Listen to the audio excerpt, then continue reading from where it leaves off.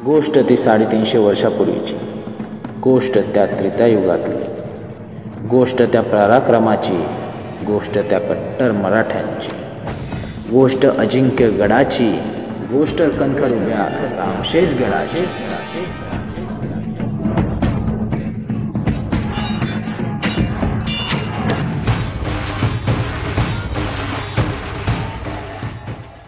Hello मित्रांनो, कसे आहेत सगळे? मजेत ना? परत एकदा तुमचं स्वागत आहे भटके आतमध्ये ट्रॅफूड चॅनलमध्ये. आज आपण चालू एका ट्रेकला, एका नाही 2 ट्रॅकला. तर आपण 2 फोर्ट करणार आहोत उद्याच्या दिवसात. सो आता निघालो मी नाशिक साईडला. तर पहिलं कसारा बंदर आपण लोकल ट्रान्सपोर्ट करणार आहोत, त्यानंतर आपल्या ट्रॅक्सने आपण ट्रॅव्हल करणार आहोत. तर आपण ट्रॅव्हल करत आपण ह्यावेळी 2 किल्ले करणार आहोत.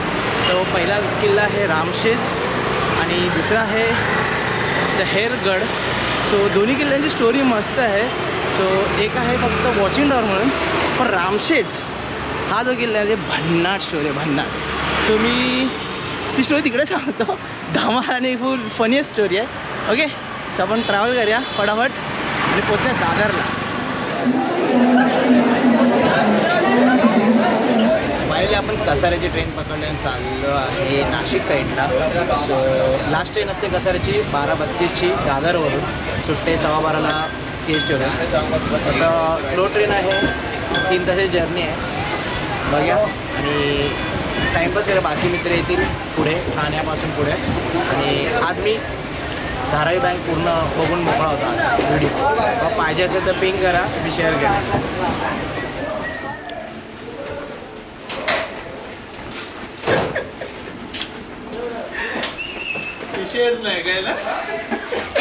परत आज घाणेडे जोक ऐकायला येणार आहेत.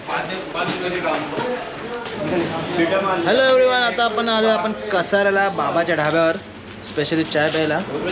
आणि हे आमचे मेंबर आहेत सगळे. नावं तर कोणाचीच माहीत नाही, फक्त मी त्याला ओळखतो, तो कोपऱ्यात बसला आहे तो. ह्या दोघांना मी आत्ताच भेटलो, सकाळी नाही रे, रात्री गाडीमध्ये. ह्याला मी 4-5 वर्षापूर्वी भेटलेलो.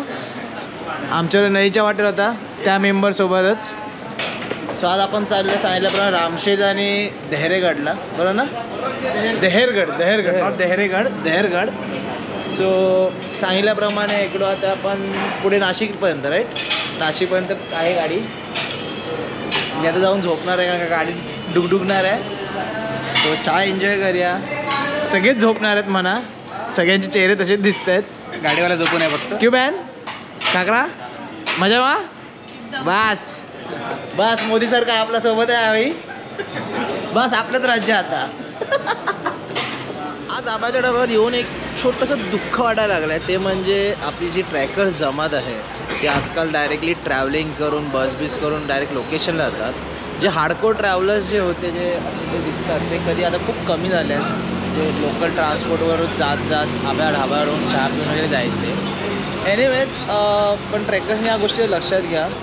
लोकल प्रवास हा नेहमीच हार्डकोरचा बजेट फ्रेंडली प्रवास आपण नेहमीच करतो. त्यामुळे ही गोष्ट महत्त्वाची आहे, ना की ऑर्गनायझेशनबरोबर जाऊन डायरेक्टली बेस विलेज गाठणं. आपण आपला प्रवास सुरू करूया पुढे. आपली गाडी रेडी आहे, सगळे मेंबर रेडी आहेत. चला, दादा आपल्यासाठीच थांबलेत की हा इकडे बडबडतो, ते बसत नाही कधी असं.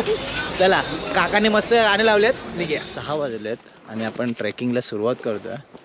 फोर्ट जर असं बघायला तर 1 तासाचंच वॉक आहे आणि खूप छोटा फोर्ट आहे. तरी म्हटलं तरी 3200 फूट ही हाईट आहे सी लेवलपासून. तर आपले पूर्ण मेंबर्स तुम्ही बघू शकता मागे आहेत. आपण सुरुवात करतो आत्ताच, कारण का आपल्याला सनराईज कॅचअप करायचा आहे. भारी दिसणार व्ह्यू, कारण का पूर्ण ओपन आहे स्पेस. आणि गडाचा जो इतिहास आहे, म्हणजे जी स्टोरी आहे जी गडाची, ती मला वर जाऊन सांगतो. आणि सेकंड थिंग म्हणजे आजचा ब्लॉग आपण 2 पार्टमध्ये टाकणार आहोत. रिझन असं आहे की 2 गड आहेत आणि रामशेजची स्टोरीज एवढी मोठी आहे सांगायला. इतिहास शेवटी 650 वर्षांचा इतिहास आहे. चला सुरुवात करूया. मध्ये थोडा रस्ता दाखवेन, रूट दाखवेन. ओपन आहे, तसं काही डिफिकल्ट नाही. आणि बाकी सगळं वरती. चलो. सूर्योदयाच्या किरणांसोबत हळूहळू पावले टाकत आपण इतिहासाच्या शोधात निघालो आहोत. प्रत्येक पावलावर, प्रत्येक दगडावर एक इतिहास कोरला आहे. गडाच्या प्रत्येक मातीच्या कणामध्ये मराठ्यांच्या घामासोबत रक्ताचे थेंबही मिसळले आहेत. नमस्कार मित्रांनो, आपण येऊन पोचलो आहे रामशेजच्या गडमाथ्यावर. खरंच किल्ला छोटा आहे, पूर्ण वाट मुरलेली आहे, सरळ सरळ पायऱ्या आहेत, दिसणारी वाट आहे, त्यामुळे असं डिफिकल्ट काही नाही. अंधारातून चढा असाल तर फक्त टॉर्च कॅरी करा, जेणेकरून पुढचा रस्ता दिसेल. तर गडावर येताना जसं तुम्ही वरती येता गडाच्या जवळ, उजव्या हाताला 2 गुफा आहेत, डाव्या हाताला वर चढून आल्यावर रामाची शेज आहे. ती पण स्टोरी सांगतो काय आहे ती. ते राम मंदिर पण आहे. तिकडून पुढे आल्यावर एक महाद्वार बनवण्याचा प्रयत्न केला, तोही दाखवतो. तिकडून पुढे आला हा पूर्ण गड आहे, बघू शकता. मस्त सनराईज होतं, तर आपण त्या टोकावर जाऊ, सनराईज एन्जॉय करू, 1-2 फ्लाय घेऊ मस्त आहे की. आणि मग आपला इतिहास सांगतो तुम्हाला मी. शिवप्रभात मित्रांनो, मस्तही सनराईज झालेला आहे, सनराईज एन्जॉय केला. तर तुम्हाला थोडक्यात एक गोष्ट सांगतो, म्हणजे या गडाची रचना. गडावर आल्यावर जसं मी तुम्हाला मागाशी सांगितलं, राईटला गुफा आहे, त्यानंतर आजूबाजूला तिकडे एक रामशेजाचं म्हणजे रामाचं मंदिर आहे, पुढं तिकडे एक पाण्याचा टाक आहे. तसंच तिकडून वरती आल्यावर पूर्ण गड आहे, त्याच्यामध्ये डाव्या बाजूला पहिलीच आपल्याला एक टाकं लागतं पाण्याचं, ज्याचं पाण्या सध्या ते खराब आहे, ते पिण्यायोग्य नाही. पुढे एक टाक आहे जे पूर्ण सुकलेलं आहे. तसंच इकडून वरती जायला एक रस्ता आहे, तिकडे 1-2 गोष्टी आहेत. म्हणजे असं सांगितलं गेलं आहे की वरती एक चुन्याचा घाणा आहे, तिकडे एक वरती एक विहीर पण आहे असं बोललं जातं. तर आपण जरा तोही परिसर फिरूया. आणि तसंच ह्या गडाचा इतिहास आहे ना, जो खूप मजेशीर आहे, त्याची मी थोडक्यात तुम्हाला माहिती सांगतो, पण 1-2 मिनटात आपण जरा पुढे जाऊन येऊया. ज्या गडाच्या इतिहासाची गोष्ट आपण करत होतो ते म्हणजे रामशेज. रामशेज हे नाव कसं पडलं? रामशेज म्हणजे रामाचा शेज. असं म्हटलं जातं की रामायणात जेव्हा राम वनवासाला निघालेला आणि जेव्हा सीतामातेला जेव्हा श्रीलंकेला घेऊन गेले, लंकेश्वर, तेव्हा जेव्हा ते प्रवास करताना त्यांनी इकडे येऊन त्यांनी एक विसावा घेतलेला. आणि इकडे त्यांचं राहण्याचं ठिकाण म्हणजे ती जी झोपायची जागा असते त्याला शेज म्हणतात, त्यामुळे ह्या गडाला रामशेज असं नाव पडलं. तसंच त्यानंतर ह्याचा पुढे इतिहास वाढत गेला आणि तो मराठ्यांपर्यंत आला. आता आपण इतिहासाकडे वळूया. महाराजांच्या मृत्यूनंतर 1682 मध्ये औरंगजेबाने ठरवलं की आता महाराजांचं नाव निशाण मिटवायचं. ते लगेच आपल्या जिगरबाज शहाबुद्दीनला त्याचं 30 ते 35 हजाराचं सैन्य घेऊन रामशेज किल्ल्यावर चाल करून जायला सांगितलं. किल्ल्यावर असलेले किल्लेदार, ज्यांचं नावही आज मतभेदात आहे, ते आपले 500-600 माणसांसोबत गडावर होते. मुघलांना असं वाटलं की किल्ला सहज जिंकू, पण मराठेही कट्टर होते, ते हरणाऱ्यातले नव्हते. युद्ध चालू झालं, खूप दिवस गेले, पण काही होईना. शहाबुद्दीनने खूप सारे तोफगोळे झाडले, पण एकही तोफगोळा किल्ल्यापर्यंत पोहोचत नव्हता. मग त्यांनी एक युक्ती नडवली. सैनिकांना आजूबाजूचं जंगल पूर्ण झाडतोड करायला सांगितले. सगळी लाकडं जमा करून त्यांनी किल्ल्याच्या उंचीचा 80 ते 90 फूट तोफा राहतील आणि 200 सैनिक राहतील असा एक बुरुज बनवला. या बुरुजावर मोगल सैन्य चढून तोफांचा मारा करू लागले, पण मराठी सुद्धा या लाकडी बुरुजावर उलटे मारा करू लागले, जेणेकरून तो बुरुज कोसळेल आणि युद्ध हे थांबेल. असं करत करत 2 वर्ष गेली, पण किल्ला हा अजिंक्यच राहिला. शहाबुद्दीनला यश आले नाही. त्वरित औरंगजेबाने शहाबुद्दीनला परत बोलवून घेतले आणि आपल्या फतेह खान ह्या सरदाराला सांगितले, तू आपले सैन्य घेऊन जा आणि हा किल्ला जिंकून ये. फतेह खान निघाला डौलात. तो रामशेजवळ पोचला. त्याही तोफांचा मारा सुरू केला. खूप दिवस हे युद्ध चालू राहिले, पण काही होईना. तोफांचे गोळे जाऊन बुरुजापर्यंत पोहोचवते, तटबंदीपर्यंत पोहोचवते आणि कोसळून पडवते. अचानक त्याच्या दुसऱ्या दिवशी लक्षात आलं की आपण केलेला मारा हा तोफांनी बुरुज कोसळत आहे, तटबंदी पडते, पण दुसऱ्या दिवशी परत ते बुरुज आणि तटबंदी परत उभी राहते. त्याला कळले नाही काय होते. आपले मराठी मावळे हे खूप कट्टर होते आणि मेहनती होते. रात्री पडलेला बुरुज एका रात्रीत तो परत उभा करत होते. फतेह खानला वाटलं की मराठ्यांकडे काहीतरी जादूटोणा भुताटकी आहे. त्याने आपल्या सैनिकांमध्ये एकाला सांगितले. सैनिकातील एक जण बोलला की की आपण एका तांत्रिकाला बोलवून बघू, त्यांनी काहीतरी उपाय निघेल. त्वरित एक तांत्रिक आला.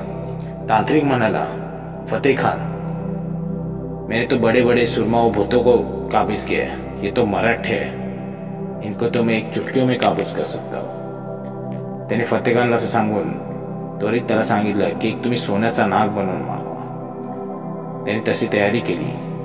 दुसऱ्या दिवशी रात्री त्यांनी आपल्या तयारीनुसार पुढे तांत्रिक चालत होता सोन्याचा नाग घेऊन, आणि मागून फतेह खान त्याचे उरलेले सैनिक हळूहळू दबक्या पावलाने पुढे जात होते, पण काही होईना. तेवढ्यात सरदारांच्या लक्षात आले, दिवसा ढवळ्यास तोफांचा मारा करणारा फतेह खान आज रात्री तोफांचा मारा करतोय. किल्ल्यावरचे सरदार आणि किल्लेदार हुशार होते. त्यांच्याही लक्षात आलं. त्यांनी खाली पाहता खाली जास्त काही हालचाल नव्हती. खालून मारा करणारे तोफाचे गोळे किल्ल्यावरही येत नव्हते. मग त्यांच्या लक्षात आलं. त्यांनी मुख्य बुरुज सोडून मागच्या बुरुजाकडे आपला पूर्ण सैनिकांना घेऊन गेले. पाहतात तर खालून एक तांत्रिक पुढ्या सोन्याचा नाग घेऊन छातीवर येत होता, आणि त्याच्या मागून फतेह खानचं सैन्य. वरून किल्ल्यावरून हे सगळे मजा पाहत होते. जसं असे जवळ येतील तसंच ह्या लोकांनी युद्ध करायला सुरुवात केली. वरून दगड, उकळतं तेल, जळती कापडं खाली फेकायला लागली. वरून फेकलेला एक मोठा दगड येऊन तांत्रिकाच्या छातडावर पडला. तांत्रिक तिथेच ठार झाला. आणि काय, फतेह खानचे डोळेच फिरले, कारण हे काय झालं. आणि तसंच फतेह खान घाबरून आणि ते सैन्य घाबरून उलट्या पायावरून परत आले. हे काय औरंगजेबाला खपलं नाही. औरंगजेबाने लगेच फतेह खानला मागे बोलून कासम खानला पुढे पाठवलं. कासम खान गेला. त्याने आपल्या फौजाने पूर्ण किल्ल्याला घेरेबंदी टाकली आणि ठरवलं की एकही व्यक्ती वरती जाता कामा नये किंवा वरून खाली येता कामा नये. असं खूप दिवस चाललं. 4-5 महिने गेले. गडावरची सरहदही संपत होती, दारुगोळाही संपत होता. किल्ल्यावरचे मावळे हताश होऊ लागले. काही सुचेनासं झालं. त्यात निसर्ग देवाची साथ आपल्या मराठ्यांना मिळाली आणि पाऊस सुरू झाला. 2 दिवस सतत पाऊस पडला. पावसामुळे आजूबाजूला गडकिल्ल्यात चिखल झाला. पाणी खाली ओसरू लागलं. ह्या युद्धात मेलेले काही प्राणी आणि काही देह हे सडत सडत खाली आले. त्याने पूर्ण परिसरात दुर्गंध सुटली. तिकडे दुर्गंध सुटला आणि तिकडच्या जनावरांना, माणसांना, सैनिकांना उलट्या होऊ लागला. म्हणून कासम खानने तिकडचा पेहरा थोडा ढिला केला. हे पाहता संभाजी महाराजांनी पाठवले सरदार रूपजी भोसले आणि मानजी मोरे हे सदर घेऊन भारच उभे होते. त्यांनी ह्या संधीचा त्वरित फायदा घेतला आणि त्याच रात्री ते गडावर पोहोचले. दुसऱ्या दिवशी कासम खानने बघितलं तर गडावर सर्व सैन्य आणि सगळे सरदार तवतवीत दिसत आहेत. तेवढंच नव्हे तर गडावर आणखी नवीन नवीन लोक दिसत आहेत. कासम खानला तरी चूक कळली. परत युद्ध चालू राहिलं. असं करत करत 6.5 वर्ष गेली ह्या युद्धाला, पण कोणी गड जिंकू शकला नाही. आणि शेवटी कासम खानला हार मानून परत जावं लागलं. असा हा इतिहास जो आजही रामशेज किल्ला अजिंक्य आहे, जो औरंगजेबालाही जिंकता नाही आला. असं करून 5 ते 6 वर्ष ह्या गडाचा लढा झाला, पण औरंगजेबाला तो गड मिळाला नाही. पण कोणी हा जिंकू शकला नाही आणि हा गड आजही अजिंक्य राहिला. असा हा सुंदर इतिहास आहे. तर जो आपली बोलतात की ह्या गडाला जिंकू का नाही शकलं, तर तुम्ही बघितलात ही जी इकडून दिसणारी पायरी आहे, ही येणारी वाट इकडून आल्यानंतर हा इकडच्या गॅपमध्ये जाते. आणि ही जी तटबंदी आहे, ह्या तटबंदीच्या प्रोटेक्शनमध्ये समोर तुम्हाला इकडचा आपला दरवाजा दिसतो. जर तुम्ही बघू शकत असाल, तटबंदी आहे मागची. ही तटबंदी पार करणं खूप कठीण होतं आणि तो शत्रू इथपर्यंत पोहोचणार नाही. आणि जरी इथपर्यंत पोहोचला तरी तुम्ही माझ्या मागे बघू शकता, ह्या 2 बुरुजांमधली किंवा ह्या 2 खांबांमधली जी जागा आहे खूप छोटी आहे. आणि तो दरवाजा खूप छोटा आहे, जेणेकरून हा दरवाजा फोडणं शक्य कुठल्याही शत्रूला झाला नाही आणि हा गड आपला अजिंक्यच राहिला. आता इकडून आपण वर जाऊया, पायऱ्या बघूया आणि बाकीचा अजून इतिहास जाणून घेऊया.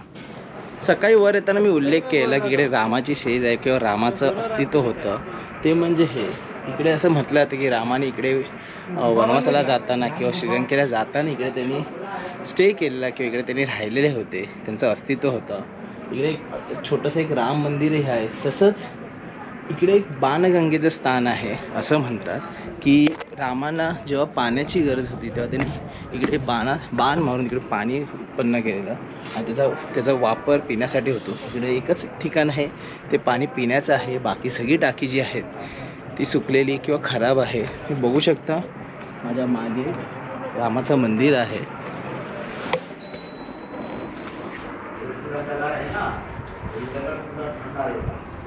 आणि हा आपला परतीचा रस्ता आहे.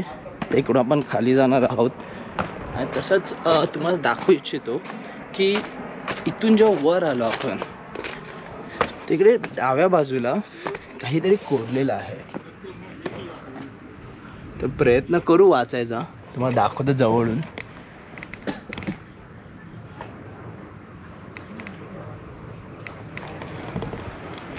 एक शिव मजकूर लिहिलेला आहे आपण असं म्हणू शकतो ह्या भिंतीवर. आणि तसंच इकडे जी गुफा आहे ती गुफा नसून तिकडे ती एक माशी आपण जी वरून शिवलिंगाची पिंड बघितली तो तिकडचा गॅप आहे. तिकडे लोक शिवलिंग बघायला जातात. आणि असा एकंदरीत रस्ता आहे. तर खरा रस्ता हा जो माशी दाखवला त्याच्या पुढून असा त्या दरवाजाला येतो. हा नंतर तयार केलेला रस्ता जो गडावर येण्यासाठी आहे. एकंदरीत हा असा छोटासा इतिहास आणि असा एक छोटासा गड जो अजिंक्य राहिलेला होता. सो आता आपण इकडून परतीचा प्रवास केला. खाली बेसला जाऊया. थोडं खाऊन पिऊन फ्रेश होऊन आपण जाऊया दुसऱ्या गडावर.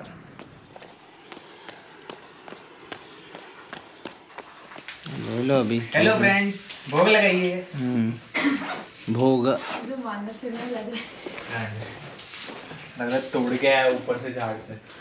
दिन का जामुन इतना मस्त था. ओ हो तेरे को भी लगा. मेरे को भी लेगा. क्या बात है, मेरे को भी लेगा. क्या बात है, मेरे ब्लॉग में पूरे दिन में ही दिखने वाला और मेरे को भी लेगा. अरे अच्छा मतलब सॉरी ये क्या है? तुम लोग दिखेंगे. नमस्कार मित्रांनो. हा ते सगळं बरोबर बोललास तू. आता वाजवणार वाजले तरी 11 वाजत आले ना. 10:30 वाजत आले आता. आमच्या टायमाप्रमाणे 9:30ला आम्ही सगळे खाली आलो. पण आमचा जो ब्लॉगर आहे मराठी आणि हिंदीवाला कॉम्बिनेशन दाखवतो तुम्हाला आल्यावर.